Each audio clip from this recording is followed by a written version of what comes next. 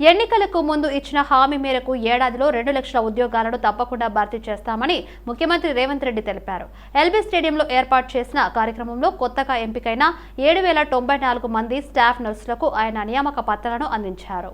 TSPSC ద్వారా త్వరలో ఉద్యోగాల భర్తీ చేపడతామన్నారు. 15,000 పోలీసు ఉద్యోగాలను కూడా భర్తీ చేయనున్నట్లు తెలిపారు. స్టాఫ్ నర్సుల నియామకం చాలా రోజులుగా పెండింగ్లో ఉందని, వైద్య ఆరోగ్య శాఖ మంత్రి పరిస్థితిని సమీక్షించి నియామకాలు త్వరగా జరిగేలా చూశారన్నారు. ఉద్యోగ నియామకం వేళ మీ సంతోషంలో భాగస్వాములం కావాలనుకున్నామన్నారు.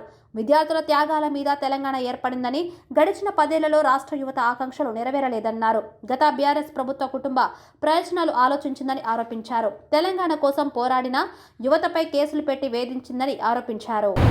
నా దృష్టికి తీసుకొస్తే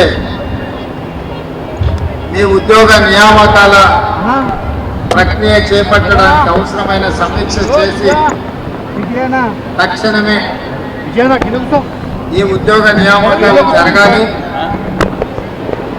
తెలంగాణ రాష్ట్ర హైకోర్టులో ఉన్న కేసును పరిష్కరించాలి. మీరు కళ్ళల్లో ఒత్తులేసుకొని ఈ ఉద్యోగ అవకాశాల కోసం ఎదురు చూస్తున్న విషయాన్ని దృష్టిలో పెట్టుకొని ఈరోజు ఇంత గొప్ప కార్యక్రమాన్ని నిర్వహించి ఈ కార్యక్రమానికి ముఖ్య అతిథులుగా నాతో పాటు ఉప ముఖ్యమంత్రి బట్టి విక్రమార్క గారిని, నిజంగా ఈరోజు అందరూ నర్సింగ్ ఆఫీసర్స్ అందరూ చాలా సంతోషపడాల్సిన సందర్భము. ఎందుకంటే నిరుద్యోగులుగా ఎన్ని సంవత్సరాల నుంచో కష్టపడుతున్నాము, కానీ గత ప్రభుత్వం కూడా మమ్మల్ని సరిగా గుర్తించక సరైనటువంటి నోటిఫికేషన్స్ ఇవ్వక ఇప్పటి వరకు మేము కొనసాగించాము.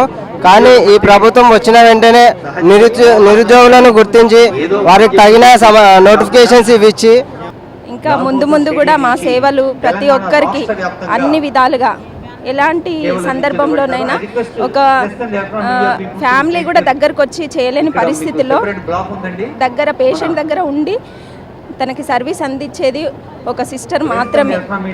ఒక మెడికల్ డిపార్ట్మెంట్ కంప్లీట్గా వాళ్ళకి సంతోషంగా వాళ్ళకి కంప్లీట్గా వీళ్ళ జీవితం గురించి ఏమి ఆలోచించకుండా పేషెంట్ కోసం ఆలోచించి వాళ్ళని బ్రతికించాలని ఒక